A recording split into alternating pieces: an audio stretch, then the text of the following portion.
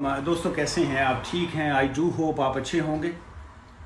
मैं कैसल बारी इस वक्त लाइव हूं आपके साथ।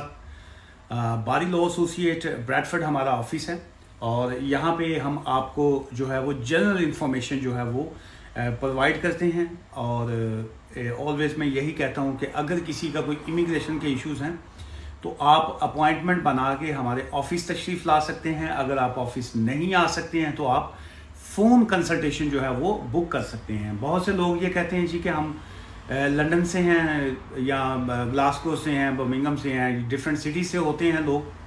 सो उनके लिए मुश्किल होता है कि वे ऑफिस में आना। तो मैं उनको यही ऑलवेज़ कहता हूँ कि जी कि आजकल चूँकि ऑनलाइन का ज़माना है और इसलिए ये लाजमी नहीं होता कि आप ऑफिस तशरीफ़ लाएँ। ऑफिस समटाइम आप कॉन्फिडेंस के हवाले से या समटाइम आप चाह रहे होते हैं कि फ़ेस टू फेस मिलना। सो इसलिए अगर किसी को कोई ये इश्यूज़ हों तो आप ऑफिस में बिल्कुल आइए। अदरवाइज़ आप हमें डॉक्यूमेंट्स जो हैं अपने वो आप हमें ईमेल कर सकते हैं, व्हाट्सअप कर सकते हैं और जो प्रोसेस है वो ऑनलाइन हम जो है वो सारा प्रोवाइड करते हैं। बहुत शुक्रिया आपका। और आज स्टूडेंट के हवाले से कुछ जो बेसिक इन्फॉर्मेशन है वो मैं आपके साथ शेयर करूँगा और साथ साथ आपको रिक्वेस्ट करूँगा कि अगर यूट्यूब का जो चैनल है बारी लॉ एसोसिएट वो आपने सब्सक्राइब नहीं किया तो वो लाजमी काइंडली वो सब्सक्राइब कीजिए।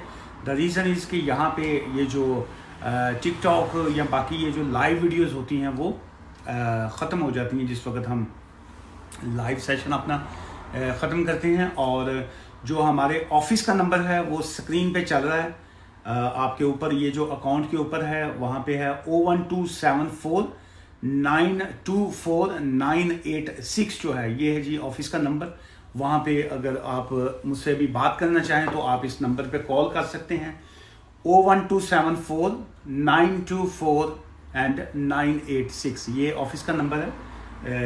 जनरल इंफॉर्मेशन के लिए आप मुझे जो है अभी कॉल कर सकते हैं, नंबर हमारा ऑन है। अच्छा जी, स्टूडेंट के हवाले से एक अहम जो लोगों के माइंड में है सवाल यह है जी कि कैन स्टूडेंट डिपेंडेंट वर्क और स्टडी और change visa category in the UK. इसमें इसी सवाल में जो है थ्री पोर्शन जो है वो शामिल है। फर्स्ट ये आ रहा है जी कि कैन स्टूडेंट डिपेंडेंट, जो स्टूडेंट का डिपेंडेंट होता है, स्टूडेंट के डिपेंडेंट से मुराद होता है जो उसकी वाइफ है, जो उसका जो बच्चे हैं उसके, जो स्टूडेंट जो मेन स्टूडेंट होता है, जो उसकी जो स्पाउस होता है उसका, जो उसका डिपेंडेंट होता है, उसके हवाले से पहला पॉइंट ये है जी कि क्या can a student dependent work. तो उसका आंसर ये आता है कि जी बिल्कुल, वो जो स्टूडेंट के डिपेंडेंट होते हैं उनको वर्क अलाउ होता है और वो फुल टाइम जो है वो काम कर सकते हैं। So there is no restriction until unless उनके अगर BRP कार्ड जो है या उनका जो वीज़ा इशू किया गया है अगर तो उसके ऊपर कोई रिस्ट्रिक्शंस हैं, कोई पाबंदी लगी है तो फिर ऑब्वियसली वो काम नहीं कर सकते हैं। लेकिन अगर वहाँ पे कोई रिस्ट्रिक्शंस नहीं हैं सो जो नॉर्मल जनरल इंफॉर्मेशन ये है कि वो जो है उनको वर्क अलाउ होता है। अच्छा, उसके बाद सेकंड इसी सवाल का सेकंड पार्ट आ जाता है कैन स्टूडेंट डिपेंडेंट स्टडी। उसमें यह है कि और चेंज वीज़े का भी इसमें आ रहा है जी कि ये फुल सवाल मैं दोबारा पढ़ देता हूँ आपके लिए। कैन स्टूडेंट डिपेंडेंट वर्क और स्टडी और change visa category in the UK. So इसका जवाब जो आएगा जी वो ये आएगा कि dependent will be able to work full time. Number one, वो तो फुल टाइम उनको काम की इजाज़त है, full time work without restriction until unless जो है वहाँ पे उनके ऊपर कोई रिस्ट्रिक्शन है, इंक्लूडिंग सेल्फ एम्प्लॉयमेंट जो है। अगर वो सेल्फ एम्प्लॉय के तौर पे काम करना चाहते हैं, उनके पास कोई एम्प्लॉयर नहीं है, बाज़ लोग जो हैं वो अपना बिजनेस स्टार्ट कर रहे होते हैं जिसको सेल्फ एम्प्लॉयड कहा जाता है, सो उनको वो भी जो है वो अलाउ होता है, but will not be able to take employment as a doctor और डेंटिस्ट इन ट्रेनिंग।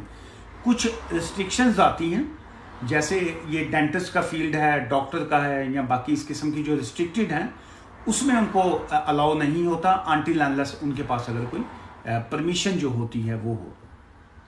अच्छा, फिर उसमें ये आता है जी कि dependent of a student are also allowed to undertake full or part time study but in most cases will be required to pay overseas fees.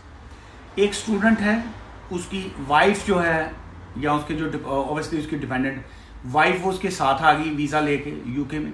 अब वो उसकी वाइफ ने डिसाइड किया या वाइफ मेन स्टूडेंट है और उसका जो हस्बैंड है वो उसका डिपेंडेंट है, जो भी है, जो डिपेंडेंट ने अब डिसाइड किया कि वो जो है वो भी पढ़ें, वो उन्होंने भी स्टडी करनी है, तो उसके लिए ये है कि उनके ऊपर कोई रिस्ट्रिक्शन नहीं है, नंबर 1। सेकंड ये है कि उनको भी फीस जो है वो ओवरसीज़ की फ़ीस देनी पड़ेगी। वो ये नहीं कि वो लोकल स्टूडेंट में आएंगे कि वो कहें जी कि हम तो यूके में रहते हैं, हमारे पास डिपेंडेंट वीज़ा है, तो हम जो है लोकल जो यूके बेस्ड जो फ़ीस है वो पे करेंगे। ऐसा नहीं है। उनको जो इंटरनेशनल फ़ीस होगी, जो ओवरसीज़ की फ़ीस है, उनको वो फ़ीस जो है वो पे करनी पड़ती है। और इसका जो लास्ट वेरी इंपॉर्टेंट जो लोगों की बहुत कंसर्न्स है इस बारे में, वो आ जाता है जी कि student dependents are not able to switch into another category of a visa whilst in the UK.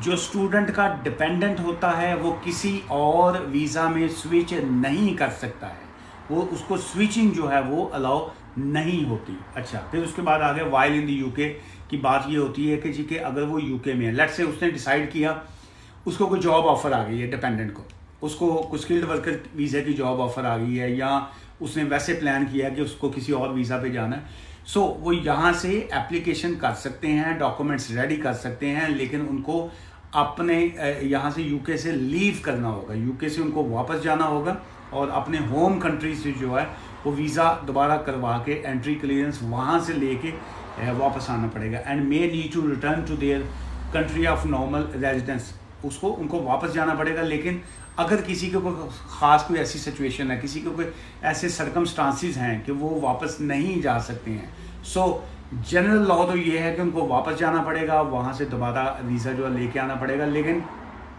अगर किसी के कोई कंपेलिंग एंड कंपैशनेट सर्कमस्टांसिस हैं, ऐसे इश्यूज़ हैं, तो वो किसी वकील से जो है वो पहले कंसल्ट कर सकते हैं, एडवाइस ले सकते हैं। अब लास्ट पॉइंट ये आ जाता है जी कि to their normal residence if to change their status, ये मेन इसका for example from dependent student to tier 2, ये जिसका मैंने पहले अर्ज किया कि अगर वो कोई कहता है जी कि मैं डिपेंडेंट हूँ लेकिन मैं स्किल्ड वर्कर वीज़ा पे जाना चाह रहा हूँ, तो वो यूके के अंदर रहते हुए अपनी स्विचिंग जो है वो नहीं कर सकते हैं, उनको वापस जाना पड़ेगा और वहाँ से जो है वो वीज़ा लेके आ सकते हैं जी।